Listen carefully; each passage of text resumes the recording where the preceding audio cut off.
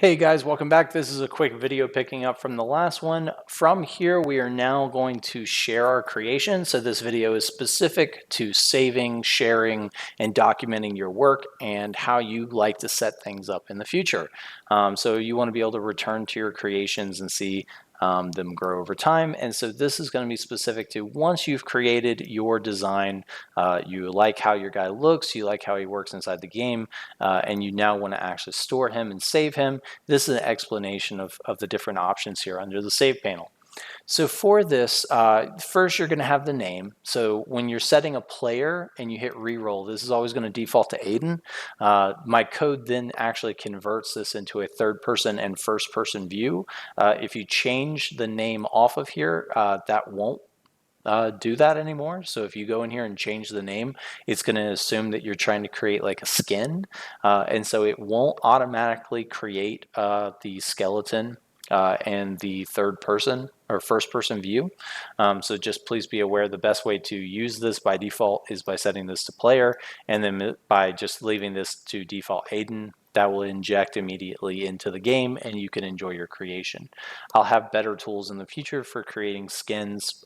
This is not currently how I want to actually create skins for the game. Next, you have the class. That won't update unless you set this to something like man, and then it will load in the different factions. So the idea here is that when you're going to share these or when you're going to store these, it's doing two different things. It's setting a skeleton to the actual creation that you're making. If you're setting this to man, it assumes that this is going to be some NPC man character that is not going to be used by the player. And so it is not going to create that first person view. It's only going to create a third person view. And additionally, you can go in here and set a class. So if you do set a class to this, what this will do is help categorize and organize your creations so that you can come back to it, but it also changes the skeleton for this creation. So say you're trying to make a special forces unit or something like that, and you've added some armor piece that you know is worn by the PK, and it's not showing up. So when you load into the game, this armor piece is not actually showing up inside the game. That's probably because this is set to something like all. You probably will need to go in there and set it to something like Peacekeeper, and that will actually change the skeleton to the Peacekeeper skeleton and try to match it with this armor piece so that it shows up in the game. So currently there's some manual legwork that has to go there, but basically it's the best practice. If you have armor pieces that are not showing up in game, you can go through here and change it to things like Bandit, Renegade, to try to get those armor pieces to show up. But they are binding those specific pieces to specific skeletons in some cases. There's only about a handful, maybe like 20 models that I've identified that have to have a very specific skeleton to show up in the game. Most of these are going to properly set up if you're slightly modifying a preset. So if they are part of a preset that's already been loaded, it should do most of the work. If you selected it from a slider randomly, it probably just won't show up in the game, but the game should still run. So still kind of figuring out the edge cases, but that's the current thought behind that. If you set it to female, you can also generate female names. So I've got a list of several hundred, probably around 1,000 names for men and females. And so you can just hit this re-roll and come up with all sorts of names very quickly. If you want to create a new creation and you want to take a photo, when you hit the save button, it's going to take the initial photo. So go ahead and set up your camera kind of how you're wanting to get this photo. And then once you've got your photo kind of how you want it, you can hit save. And then it will create that character or that creation. And then from here, this is where you can go in here and actually adjust that. So there's this little button down here in the bottom right that allows you to update your screenshot. So if you didn't like the photo that was taken, you want to kind of reframe that or change the focus, you can always go in here and adjust that with this photo button to get the picture that you want for that specific preset. In this case, your creation is now a preset. So going back over to the preset panel and scrolling down, your creation is down here at the bottom. and this is a NPC character now, so this is not going to be a player. This is actually going to be an NPC character. And so if you wanted to make a variation of this that was for the player, you could always load this preset and then just hit player, change this to Aiden, and hit save again, and it's now going to create a version of this for the actual player. And when you're hitting save, it's actually going to your install path. So if we go to our Dying Light 2 folder, PH, and let's go to work, source. It's that first time it does it, it's going to create a new pack file, and that pack file is going to be given a placeholder, and that placeholder is where it's going to then populate those models for the foreseeable future. So it's always going to try to find this specific pack and only add these files to this pack. But you can see here, if we open that up, you can see here that we have that NPC character model is already injected into the game.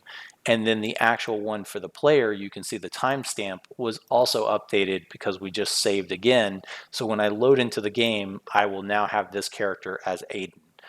To remove that, all you need to do is say, for example, you didn't mean to save it as the player.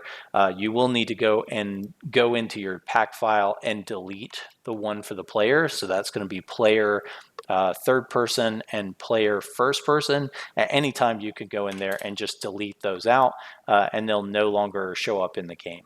So that's how you actually remove those from the game currently, or you can just delete the entire data 3. If you're confident that all of your presets are saved to a folder somewhere and you don't care about this, which you shouldn't have to at this point, you can simply just remove the entire data 3 pack and go back to creating new creations.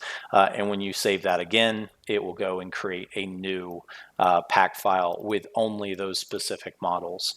And so that's the best way to kind of keep your pack organized and clean for now. Once you have your creation set up how you want it and you want to now share with the community, if you've logged into Discord when you first log in or when you first start the application there on the start menu, you will get this new button that says share on Discord. And at any time, make sure that you've saved your new model. Once you make sure that your model is saved, you can then hit share on Discord. And when you do that, it's going to go and actually create a new share. So that's going to immediately show up inside the share community on the Infinity Designer Discord so that you can immediately see and access your new saved file. Now, if you're a community member and you see a model that you really like and you actually want to try that out in the Infinity Designer, you can actually open this folder and you'll see a zip file. And what you can do is just hit download on these and go to a new folder. So in this case, I'm going to create a new folder inside my test folder, and we'll call this Aiden or Aiden1. Doesn't really matter, but there is custom code that's being written into that specific zip file that's being created, so that when you go back to presets, so if we want to load this character in and try him out, we can actually, down in the bottom right here, we have this zip icon. If you press that, it's going to open a folder. It's going to ask you to navigate to a folder, and this will allow you to navigate to wherever you have those zip files. So say you see a whole bunch of different ones that you like that are shared, you can just click on there and then hit select folder, and it's going to go and actually install that model into your engine. So now we can actually, let's go back and see how he loads. So let's go back and let's update our slots to have all of our slots. Let's make sure our category is set to all because we don't know what all is on this model. Let's go ahead and delete and let's load him in. All right. You can see here it looks like currently a material got messed up on the torso area, which is interesting. But otherwise everything loaded in. I would need to see a little bit more to understand why this got messed up. But basically, to fix this, let's go in here and change this off and change it back. And I'll need to review to see why that specific line got messed up, but it's very easy to fix that one piece. And you can see that we now have our model as it was intended to be already saved and ready to go. So if you now want to play with this creation and load it in, all we have to do is actually go back to our save menu and we can hit save. And so as long as it's defaulted to Aiden, set to player, and we hit save, it will now save a copy of this as a new preset. So this will now show up in your preset list with that modification. So it does fix that issue, whatever that issue was. So if we go in here, we'll remove all these. Let's see if that loads in proper. Okay, it's loading proper.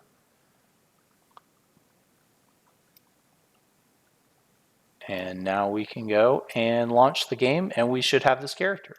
I did notice that it looked like the eyes changed and it also looks like something is happening to the hair there. So I did re-update the system that is applying these materials. So potentially there's a new issue that's being applied to these different ones, but hopefully that's something that's topical. The actual data that's being saved should be safe. It's just how that data is being applied that potentially needs some refactoring.